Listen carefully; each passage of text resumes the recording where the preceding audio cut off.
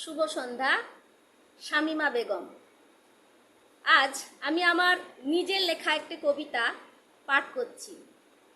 কবিতাটির নাম কন্যা।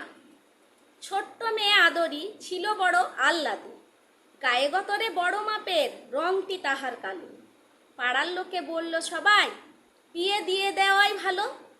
মা বলে তার গোমরা মুখে, মেয়ে যে আমার ছোট। মোড়ল বলে মেয়েদের কোনো নাইকো বড় ছোট। সংসার তো করতেই হবে, সেই তো পরের ঘর গোছাবে। মায়ের বড় স্বপ্ন ছিল মেয়ে তার পুলিশ হবে, দেশের কত সেবা করবে।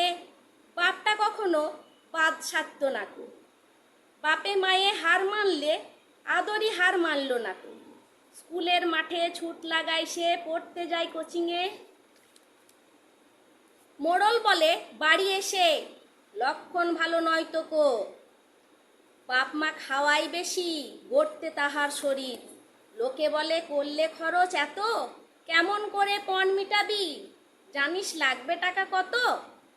আদরি পুলিশ হয়ে গেল, ট্রেনিং করতে পুলিশ হয়ে ফিরল যখন নিজেদের থানাতে।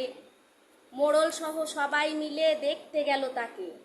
গ্রামের যত কিশোরী ছিল সবাই এসে তার কাছে স্যালুট দিয়ে করল বরণ। আজ আদরি বলল কথা, কাকা মেয়েদের দাও সুযোগ। সঠিক শিক্ষা পেলে মেয়েরা, যত্ন নিলে সঠিক, মেয়েরাও হবে কন্যা রতন।